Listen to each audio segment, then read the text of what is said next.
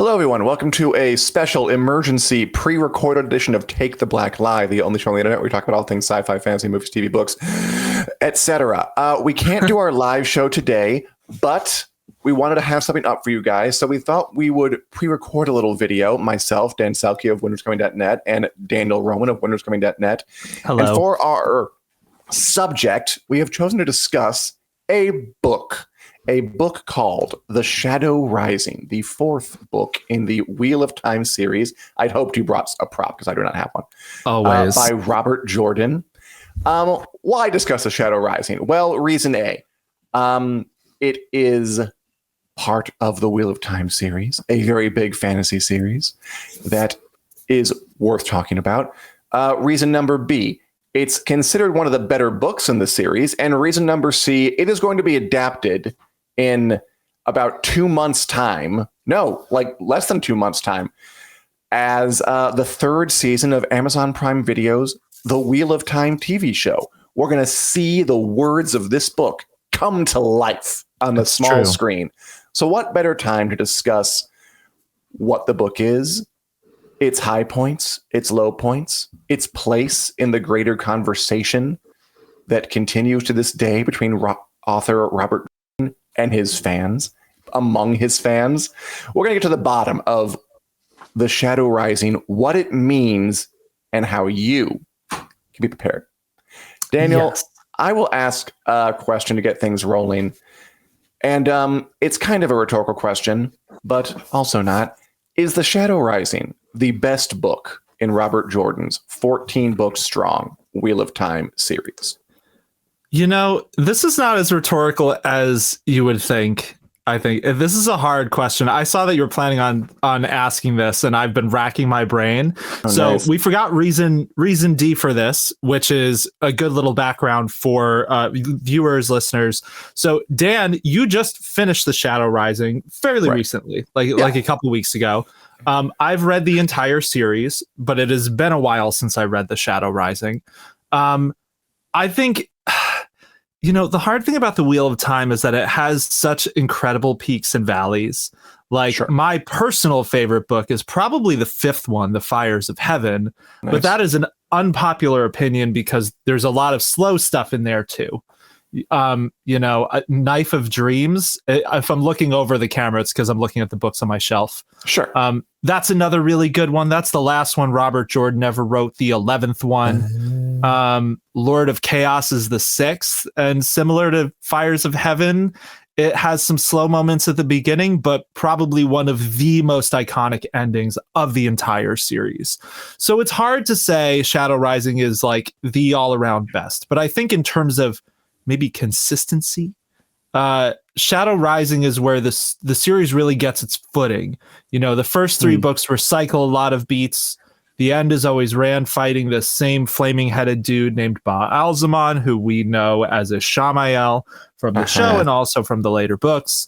But The Shadow Rising, it's where Robert Jordan kind of established his form with the books that he would use for the rest of the series. And I think when I think of, you know, books that have high points and low points, The Shadow Rising doesn't really have too many low points. Like, a lot happens in that book. Yes.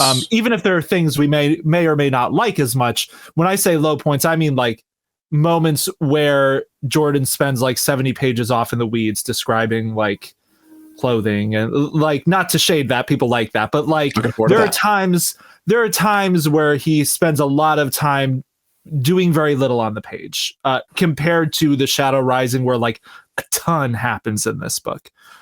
So yeah, I think we could say it is, if not the best book in the series, because that's so hard. That's so hard to decide that. It is certainly one of the best books in the series. How's that non-answer? I think it's really thorough and accurate, and I appreciate the detail. I have, like you said, I'm reading the series now. So this is the most recent book I've read, and I've only read the first 4. So I'm going to keep going. But for me, it'd be between, of the ones I've read, the 4 I've read, it's either this one or The Eye of the World. I did like the first one. I thought it had a propulsion to it, and everything was just new and novel and fresh, and it felt exciting. I agree with you that the second and third books there was new stuff in there, but they tended to recycle a bit. The Shadow Rising felt like a step forward. It did. Yeah. It felt like they were not repeating things anymore. It didn't end with the same, like you said, Rand fighting the same guy 4 times in a row. We were done with that. And it was definitely content rich. If there's one thing I can say for the Shadow Rising that maybe I couldn't for the other 3 books, maybe the first one, is that I can tell you a lot of what happened, because a lot happened. Yes. There's a lot to go over. Were there any of the big plots that are favorites of yours or appeal to for any reason? Yeah, I mean, the biggest one for me is probably Rand going to Ruidian.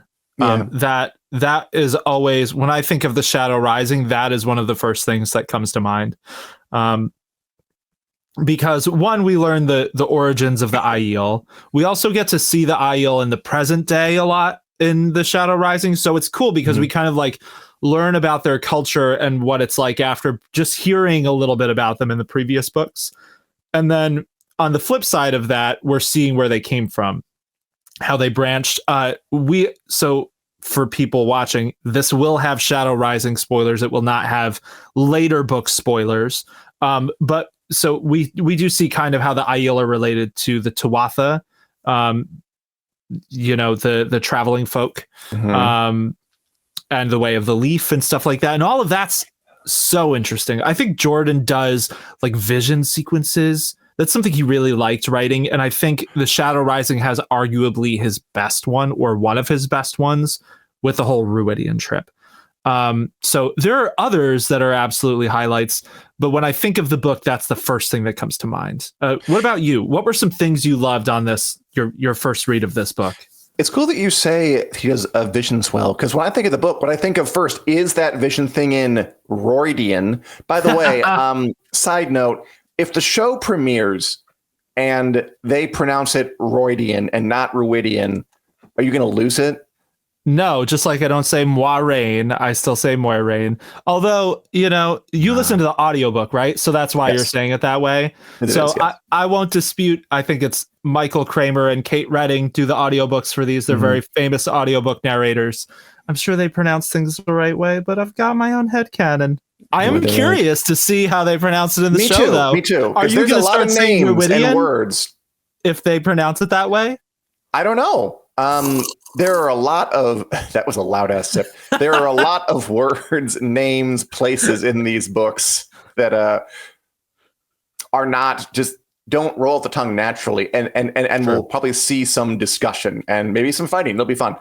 But the vision, the thing said about the vision sequences is cool, because I think of that vision that Rand has in Roidian, whatever, where he does learn about the Aiel's past, where they kind of branched off from this much more peaceful people who had already met to become a warrior people, essentially. It was, I don't know if he planned it, but it felt very neat and organized and cool and interesting and surprising and sensical.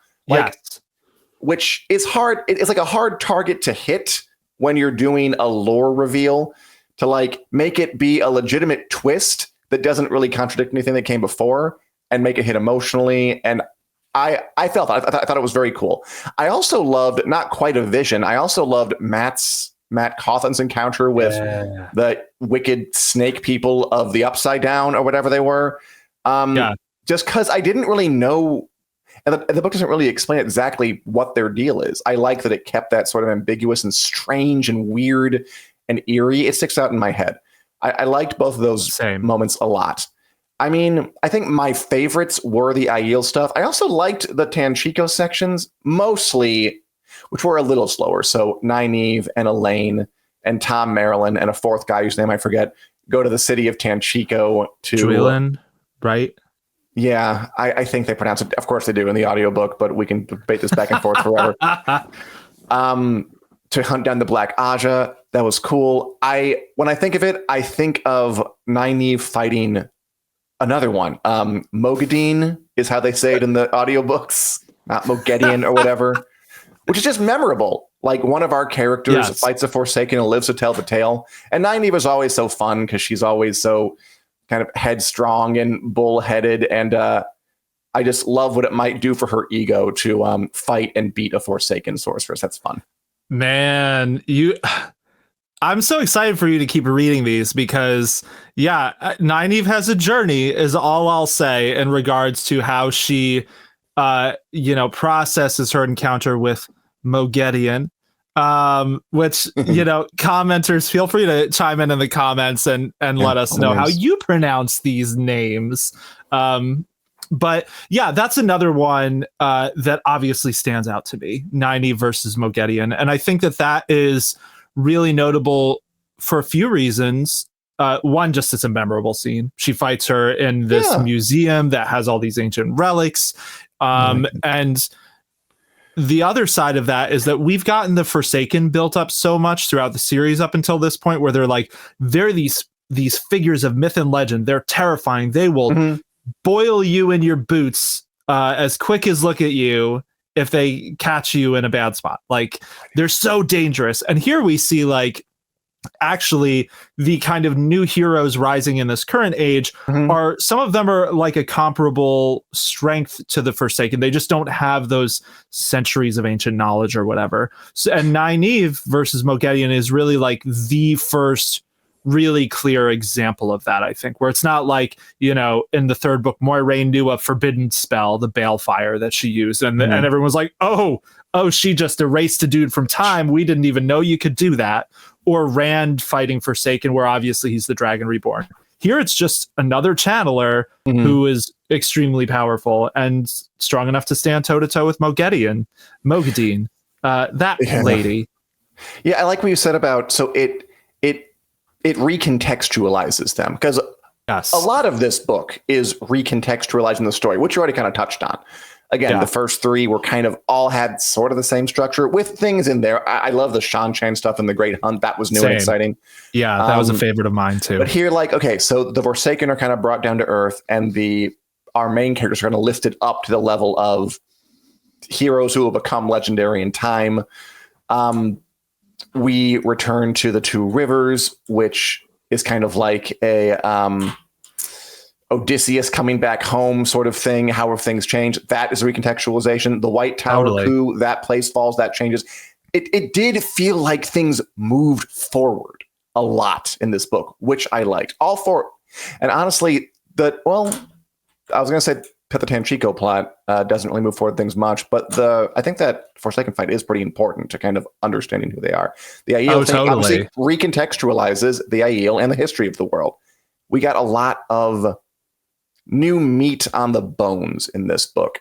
I will say, speaking of the Forsaken, one of the ones that didn't really connect with me. So I read, or rather listened to this book twice, and both times the climax is Rand and the Forsaken channeler Asmodean. Is that how they say it? We say that one the same. In your head? Great. Yes.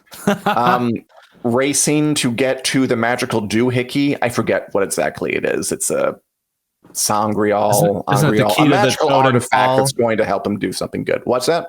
Isn't it the key to the Choden Call? Isn't that? Yeah, maybe. Sure. Fine. Yeah, you look it up. They're racing to get to the magical weapon. They're racing to get to the MacGuffin. Come on, we can just say that. And both times, I almost forgot who this character he's fighting is or racing against is. And I heard it twice. I thought the climax was kind of weak, like for that to be the big ending note for Rand to be in a race against this character who I sort of kind of remember when you bring him up, but not really. But there was so much good work going on all over the place. And the characters were all separated. There was no kind of coming together. There was no everyone joins back and does some final thing. That it was fine. But I wasn't terribly moved by the Asmodean reveal because I had trouble remembering who he was whenever he wasn't on the page. Yeah. So this is interesting to me. And I do think there are points in the Wheel of Time that are better in retrospect the farther you get into the series. And I do think the capturing of Asmodean is definitely one of them. So the thing that stands out to me more about the Asmodean stuff isn't just that he was there. Like that was one of the reveals. Asmodean has been there all along, traveling the Aiel Waste with Rand, pretending to be a bard. I'm very, very curious to see how the show does this. And yeah, I believe Rand finds out he's going to Ruidian to get, I'm pretty sure it's the key to the Choden Call, which is an Angreal or Psy-Angreal that lets them access an even more powerful Angreal with basically like a world-shattering amount of the one power in it. A doohickey that lets them unlock the gate to the key to the magic device, yeah. More or less, yes. So that the race through the dimension where they like, it's almost like fast traveling. That has never been something I particularly liked in the Wheel of Time. That always confused me a little bit. I'm sure it'd be a little clearer if I reread the series, but even still, there are just some parts where in my head I'm like, I don't like this quite as much. And that has always been one of them, like the race to get there through that other dimension. But I do really like the way that ended with Lanfear helping Rand capture Asmodean. Because a running theme of the book so far has been Rand has no one to teach him how to use the one power. And he really needs that because otherwise he might just destroy a bunch of stuff. So if I remember right, the kind of end note is now we've captured this guy. Maybe he can teach you some things, even though he doesn't want to be with you because he's a Forsaken. And that I really liked. And I will say that plot line going forward is something that I enjoyed. Yeah, I didn't. It was fine. Just it was the fact that it was like sold as the climax felt a little off because I didn't think it was the most climactic thing that happened in the book. But you got to end it somewhere, and it totally worked. I'm wondering too how they'll do that and do a lot of things because there are some things. Is there anything you're particularly interested in seeing how they adapt to the screen, or afraid of how they'll adapt to the screen, or really looking forward to it? Yeah. So, leave off. There are a few that I'm looking forward to, and one that I'm especially nervous about. Okay, so I'm looking forward to seeing Ruidian, obviously. 90 versus Moghedian. When I think of this series, that is always a scene that stands out in my mind. So obviously I'm very excited to see that in the show. The one I'm most nervous about is Matt's, because you mentioned Matt going through the doorways, meeting the creepy snake people and fox people, the eelfin and aelfin. That's something that I always really liked in the book. It's important for Matt because after that second meeting, he gets hanged. He gets his iconic weapon that he has for basically the rest of the series, the Ashandare, which is like a bladed spear. He gets a foxhead medallion that protects him from the one power, which is a very important thing for him to have for the whole rest of the series, pretty much. And I think he gets his hat. So like there's a bunch of stuff like that where I really liked all of the Matt stuff. And we know for a fact at this point that Matt is going to Tanchico instead of the Aiel Waste with Rand. We don't know that he will never end up in the Aiel Waste, but in the most recent images that dropped the week that we're recording this, they did confirm that Matt is in Tanchico in season 3, which is a deviation from the book where he did not go to Tanchico. So I am like cautiously hopeful because they already foreshadowed that Matt is going to have the whole hanging thing and then his memories start filling in more. They already foreshadowed that in season 2. He drinks the bad tea from Ishamael. He gets visions. And one of the visions is he sees himself hanging. So I don't think they're going to totally cut all of that, but I am a little anxious to see how they maneuver through it because it is a really memorable part of the book series. So that's the one I'm most nervous about. And then we haven't even touched the two rivers yet, but let's do that after you say whatever you're going to say. I have nothing to add, really. Yeah, it's obviously the one big change we already know they're going to make. And without knowing how they do it, it's hard to really comment. It does bring up the question, just the biggest one is just why. You assume they must have a decent reason if they're doing something that big, but we can't really know until we see more. Yeah, I think one, and I don't know for sure that this is all of it or whatever. You had mentioned I think last time we talked about this.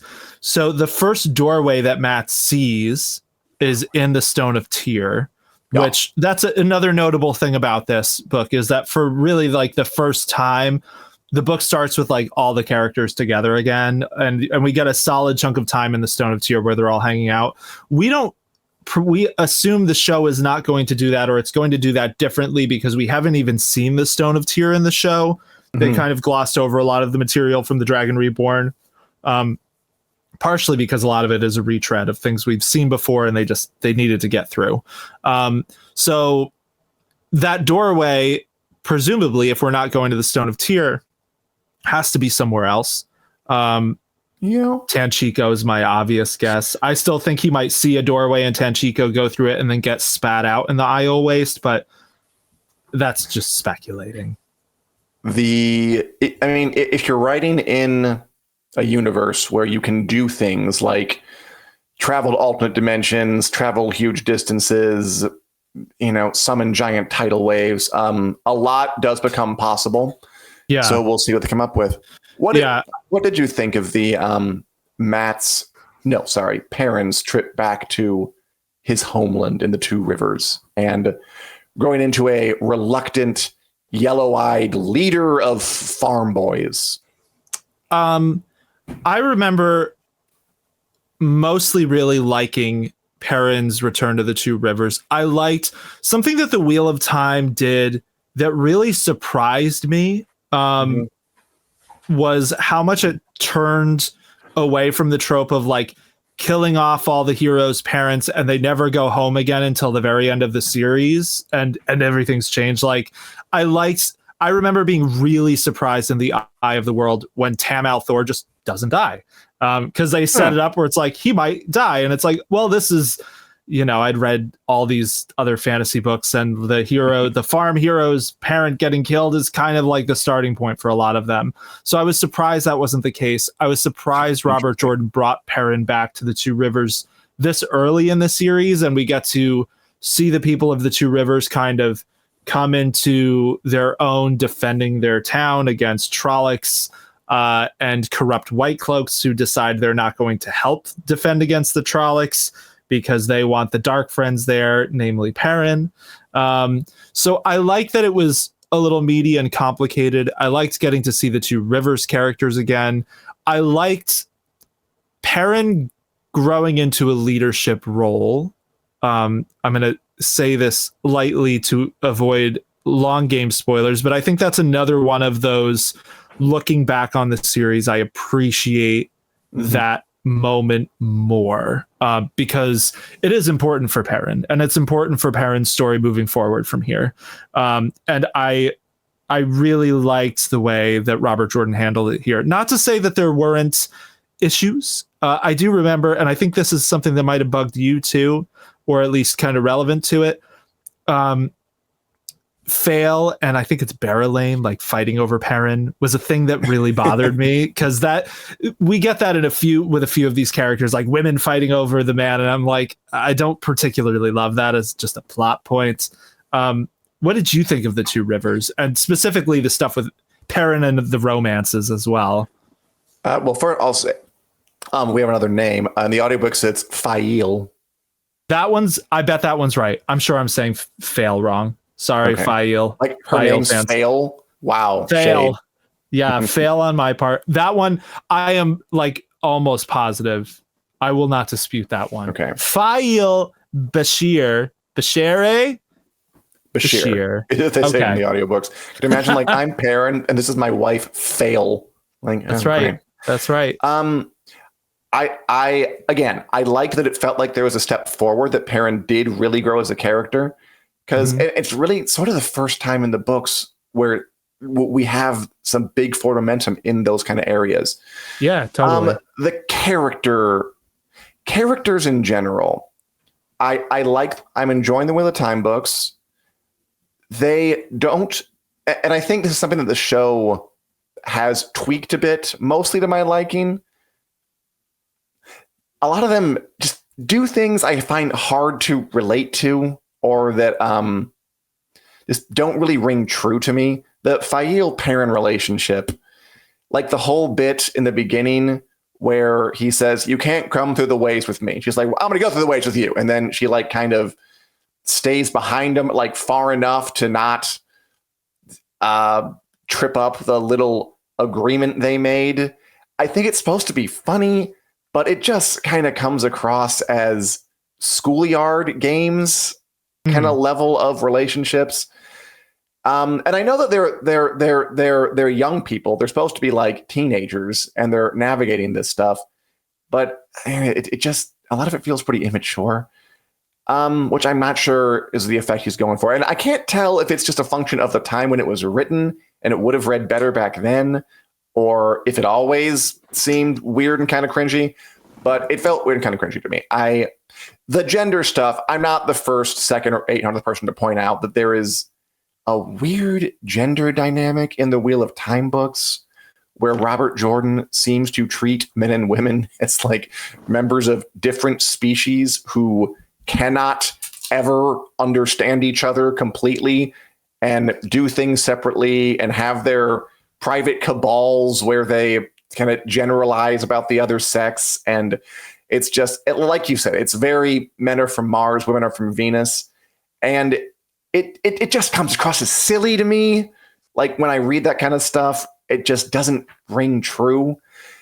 It's a gender essentialist kind of story. There's this bit towards the end of the Two Rivers bit where Perrin does a thing, which is, again, it's not uncommon to do in these kind of stories, or a lot of stories from earlier, from like decades ago, where he's like, "I'm sending Fael away to save her. She can't be in this battle," even though she wants to be in the battle, which is fine, because I think that's okay for a character to do. But the way the book frames it, he like talks to other people, other women, and they're all like, "Perrin, you're doing the right thing." And like, is anybody going to object? Like, she wants to stay. Maybe there could be like one lone voice. And she ends up kind of going and getting an army to help him out. And I was like, why is the subterfuge needed at all? I think it's supposed to be romantic. It kind of comes across as gender essentialist and kind of just a way of looking at men and women that doesn't really jive with me. But the sections in general, I liked the conflicts. I like that he's fighting against White Cloaks and Trollocs. I remember that there was one, and I'm not going to go into it because I don't remember it well enough to comment on it. Some character who I think was like a really arrogant adventurer, horn seeker guy who ends up doing something or other, whatever. It was fun. Mostly I liked it. But, and that Fael gender thing isn't limited to that plot line either. It kind of seeps in everywhere. And that's one thing I think the show has updated by just kind of removing it. Yeah, I do think that the show, that's something that they very clearly wanted to tackle head on, I think. And I also, there were times that bothered me more than others throughout the Wheel of Time. I do think that it is one of the main aspects of the series that has not aged well. Not that it wasn't also perhaps problematic when it was published, because this was 1992 that The Shadow Rising came out. That's only a few years before a Game of Thrones. We had plenty of series in fantasy and sci-fi that were out before that point that didn't have these issues. So it is something specific to the I don't want to write it off as like you had to be there. Yeah, there are other things that don't have this. I agree with that 100%. But I do think that the maturity, I think what you said about the maturity is fair. That's something that always bugged me as well, but it does feel like not to say relationships are shallower than like some of the more sweepingly adult fantasy that is out there. But, like, how many times do we get the joke of like Matt and Perrin and Rand? They all, the other one's the one who knows how to talk to women. And that's cute. I always liked that gag. But at the same time, there is, like you said, like a little bit of a schoolyard type of tone to these things versus, like an Anne McCaffrey, like the Dragon Riders of Pern romances. They had some problems too, but like they were adults. They were very obviously adults in those books. So yeah, I agree with what you're saying about the gender kind of dynamics in the Wheel of Time being one of its thornier issues. And sorry, Dan, that's probably not going to get better. That's bugging you now. Oh yeah, I've accepted it. I know it's a part. I'm also weirded out that nobody seems to trust Moiraine. I don't get it. Like Nynaeve in her head is like, I don't want Moiraine anywhere near Rand. She's gonna ruin him. And Rand's like, I'll never tell you what my plan is. And it's just, when has she not indicated she is very helpful and like good natured and wants to do the right thing? I do not get it, and I don't know if I'm just putting Rosamund Pike in there in my head and her like graceful, well-meaning demeanor and substituting that in. But it's, I don't know. I felt this way when I read the first book, and like Moiraine is obviously the best character here. Why are all these idiots not trusting her? And that hasn't really gone away. Yeah, I feel like maybe you've got some Rosamund Pike bias there. But so the main thing, that is another thing I did enjoy about this book, was the way that Rand and Moiraine's like dynamic evolves here, because I do think, you know, looking at them on the grander scale, right? So it's not just Rand and Moiraine, it's the Dragon Reborn and his main Aes Sedai advisor. Yeah. And the power dynamic kind of flips in this book, where previously another it was like good development, by the way. Another like movement forward. Yes. That's another thing I'm really kind of looking forward to this season, partially because Rosamund Pike and Yosha Stradowski, who play Moiraine and Rand, are both amazing. I can't wait to see the way they navigate that relationship flip, where now Rand is the one who has, I don't want to say more power, but Moiraine is trying to, she can't just tell him what to do anymore. So there's more of a almost like a manipulation back and forth between them, where he wants information from her. She doesn't really want to give him all the information he wants, maybe because she doesn't think it'd be best for him. She wants him to do stuff. He doesn't want to do what she wants him to do. So like there's very much a push and pull. I think one thing that's important to remember when it comes to like, why don't these people just trust Moiraine more, is the probably centuries long bias of like cultural bias against Aes Sedai, as they will come and manipulate everything and they rule from the shadows basically, and you don't mess with them, and they never tell you the truth, even though they literally cannot lie. So I think there's that element, which again, like that's almost similar to the men are from Mars, women are from Venus thing, where it's like Robert Jordan playing on an idea of a thing, maybe to the extent where it feels almost unrealistic in the moment for characters. Like no one trusts Aes Sedai, and it almost makes them, the characters seem like caricatures when, you know, Nynaeve is talking about how she will never, you know, won't let her sink her claws into Rand or whatever. It's another one of those things where it's kind of not driving with the way I have experienced the world, because yeah, I get it, Aes Sedai are distrusted, but the way it usually works in the real world is a group is othered. But then when you actually get to know a member of the group, you kind of make a little exception for them in your head, where it's like, oh, yeah, they're the worst. Oh, them? Oh, yeah, he's great. I talk to him all the time. And it's like, they know Moiraine. Like, she's helped them for 4 books now. I kind of got it. I understood it more in the early going, but like now she's helped you so much. Like, she's a person you know. And Rand doesn't give, and I don't want to be true on this too much, but if she's like, Rand, can you tell me what you're planning? He's like, don't worry about it. Like, he just gives her nothing. Yeah. Well, I do think this is the book where, so Brandon Sanderson, who wrote the last 3 of this series, he said something that I really liked about the Shadow Rising in one of his podcasts in the recent past, where basically this is the book where Rand realizes no matter how powerful he gets, he can't fight the Dark One alone. He can't fight the Shadow alone, or even just with his friends. He needs an empire behind him. And this is the start of Rand deciding, I need to build an empire and get all the peoples of the world I can behind me for this fight. So I feel like, to some extent, Rand being like, I will not tell you things, Moiraine. There's some element of that is Rand trying to step into his own as the Dragon Reborn, which we got a hint of in the previous book, where he just like leaves all his friends. He's like, Yeah. I need to go do what I need to do. It's probably dangerous for you to hang around me, and I know where I need to go, so I'm just going to go there. And that gets him in trouble because obviously that's the flip side of this. Rand thinks he needs to do these things. Rand thinks he needs to push people away. He thinks he needs to not tell Moiraine things, even though what he actually needs is probably the opposite of all those things.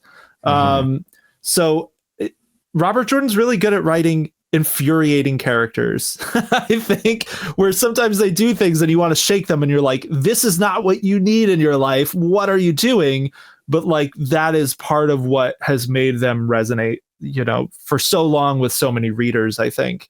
That these characters are unreliable to them and to themselves, like they self-sabotage. And I do think there's a smack of realism there because, like, you know, lots of people have a streak of self-sabotage in their lives, you know? Sure. I think it's a very nice way of framing it. And I'm not opposed to the angle. You could definitely argue that. I think you could also probably argue, and I probably would, that there's depicting realistic streaks of self-sabotage, and there's making characters obstinate long past the point where it's believable. Like, I'm not saying necessarily happened here, but I think that's the side of that's the less flattering way of framing what's going on here. Yeah, which is fair. And you know, there will be characters who have those obstinate streaks moving forward. I do think that some characters navigate that better than others throughout the books. Egwene is one who I really like, who I think has a pretty great story where I was never like, man, Egwene, you're so rock-headed. Like, you know, she doesn't really have that. And part of that is because that's not the type of character she is. Like, whereas Nynaeve has always been one of my favorite characters in the Wheel of Time because she is so obstinate, so frustrating, so irksome, but she has such a like heart of gold. She goes on a really big like character journey. So yeah. I mean, in the book, she's so obstinate and so pig-headed. It kind of comes around and it's funny again. Yes, like totally. It goes so far that I find it kind of endearing. Absolutely. It's more frustrating when someone like Rand does it. I mean, I still like when Nynaeve in her head is like, oh, Moraine's the worst. It is obstinate and frustrating, but also there's a part of me, I don't know why I don't do it for other characters, but just like, oh, Nynaeve, you crazy. Yeah. Yeah. Well, I mean, she kind of. For Rand, I'm just like, I'm going to slap him and be like, Rand, wake up and smell the good advice. Well, so I agree with that about Nynaeve. I think that's one of her charms that she is so obstinate that it's endearing. Like it's painted 100%. as like, I think the difference is it's painted with Nynaeve as if not a character flaw, then like a real character trait, like her anger. Whereas I feel like Rand is painted more as sort of like, I mean, he has a personality, but he doesn't have that trait. We don't think of Rand as someone who's never trusts anybody or obstinate. So when he does it, it just like, what are you doing, bro? Well, I think, and this is probably, I think the Dragon Reborn is really the start of this thread for Rand. Gets a little clearer here, and like from here on, it's going to get clearer and clearer. Rand is not a solid, light protagonist. Rand, you know, there's always this note in the background, basically from here on, that Rand is struggling to not go mad. That he both literally and he's so scared of it that he pushes people away, doesn't trust people or himself. So I do think that's one thing. Like, you know, Matt is another one I think of similar to Nynaeve, like especially starting in like book 3, where Matt his personality quirks are so pronounced that it ends up being endearing, even when he's being annoying. You're like, that Matt Cawthon. But Rand, you know, his journey in the series, it gets really dark is all I'll say. Like he has just as many moments where you're like, yeah, Rand's so heroic, as where you're like, oh shit, Rand, you need therapy or something. So we get hints of that here, and that's only going to be more the case. So get used to not 100% rooting for Rand, even when you want to, I guess. I'm looking forward to it. We haven't talked about the coup at the White Tower yet, which, by the Yeah. way, I think they're also going to change because isn't Min at the White Tower when it all goes down in the book? But she's in Tanchico in the images that we saw for the new season. I believe that's correct. Yeah, Min is there and is a factor in. I don't remember. I don't remember the exact way that book 4 leaves off with the coup, right? Because it happens right at the end of the book. I mean, it's definitely in the back part. I remember. I just read it more recently. Swan Sanche is freed, which, by the way, I mostly remember the aftermath of the coup when they're kind of getting Swan Sanche out of prison and they're putting her in a horse. And there's like a nice description that she looks younger afterwards, which we can unpack. I've long wanted to have a think about why are there so many all-female secret societies of sorceress shadow string pullers in these big epic fantasy series? The Aes Sedai, the Bene Gesserit, the Lodge of Sorceresses. It just kind of goes on and on. But that's enough for another day. Anyway, Swan Sanche gets out, and I liked kind of her transformation from openly defiant to quietly defiant to briefly despairing to okay, let's get on with the job. Let's go. So I think I liked the aftermath of the coup. Was my favorite part of the coup when it was kind of recovering and picking up the pieces. And Min was there, by the way, so I'm not sure. Yes, she wasn't a vital. I guess she was kind of our person on the inside. Yeah, so I'm not sure what they're gonna who's gonna be our new boots on the ground eyes on the coup in the show. Well, we get a lot more time with Sawan out of the gate in the show than we have so far. With Sawan as basically the point of view in a way we didn't get in the book until really this book is when Sawan starts to be a little more of a viewpoint. So I pulled up a summary of this. Shout out to Dragon Mount, who has great summaries for the chapter by chapters. Thank you, so Dragon. The reason you don't really remember the coup much is because the coup happens largely off page, off screen. Mm-hmm. So we see Sawan early in the book, and then we come back to her at the end where you find out she was deposed, and then put to the question and stilled. Then she looks younger. That is a thorny, another one of these. Okay, I'm not sure what to make of this type things. I don't know how they'll do that in the show. Let me just say. Probably again, what they'll do is they'll just ignore it. Just this is weird. Let's not go there. They will probably just have her look normal and then start getting gray hairs and stuff because she can actually age again. Yeah. Min is the one who frees Sawan and Leanne. And then Gawain lets them out of the city. They take Logain with them on the way out. Yes, so Logain.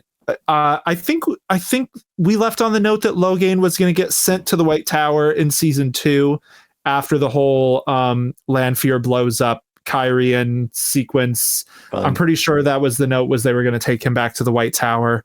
But yeah, it is a big question. If Min is in Tanchico, what is going to go down with Sawan? Presumably Gawain will still be involved somehow because we know he was cast this season.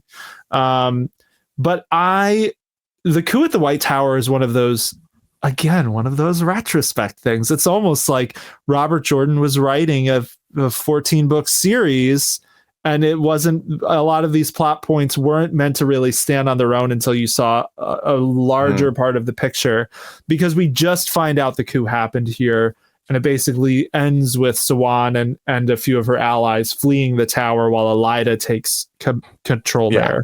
But a lot of I think the journey Sawan goes on from this point is really interesting. So it's another one of those, in retrospect, the coup is really cool and important. And I interesting. liked it in this book. I just, I don't mind that it happened off screen. It doesn't, it's not a Me off neither. page.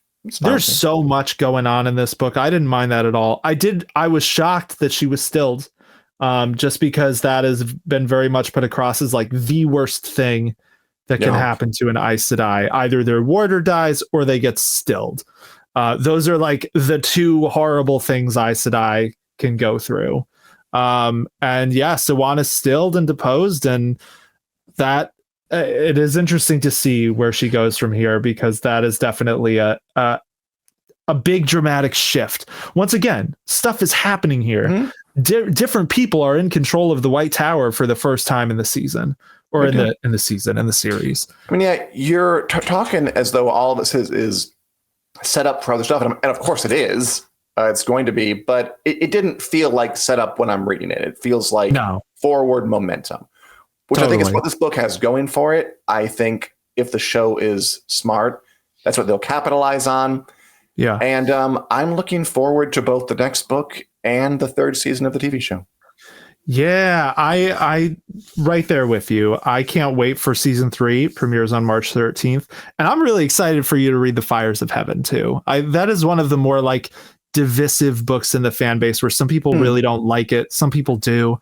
I always really liked it, largely because of the end. I think the Fires of Heaven has a really cool ending. But yeah, that one too, it's almost like a unit with The Shadow Rising, which I won't talk about too much for spoilers, but like, talking about how some of these, like, they don't feel like setup to you. They just feel like cool plot developments. Yeah. And probably part of the reason, at least I'm thinking of it that way, is because these two books really feel like they are, I don't want to say like a duology, but like they're continuing a lot of the same plot lines before we move into new territory. So like we will see more of the Aiel and Rand navigating their cultural stuff in the 5th book, and Siwan navigating her situation and all of that kind of stuff. God. So yeah, these two really do feel like a pair in a way that not every book in the series feels like it has a clear pairing like this. So yeah, I can't wait. I can't wait for you to read the next one and to do this all over again. Yeah, exactly. Maybe we'll do a video on that too. And when we do, we'll post it here on the Winners Coming YouTube page. And if you like, we also do live shows every Wednesday at 2 p.m. Central Standard Time on the Winners Coming YouTube page, Facebook page. Give us a like, give us a subscribe, leave a comment so it gets into the algorithm, other people find it, and hear our very important opinions. Daniel, I'm kind of wrapping up here, but do you have anything you want to say about The Shadow Rising or life in general before we sign off? Shadow Rising or the life in general. Yeah. I don't think so. I'm just, I'm really excited for the 3rd season of the television show. I know that it's had to change a lot of things from the books, but somehow it still feels like the most faithful adaptation, even though it's wildly different out of a lot of these big recent fantasy show adaptations. I agree with you. It feels more like they're changing things because they just don't have a choice. And sometimes that isn't clear right away why that is the case.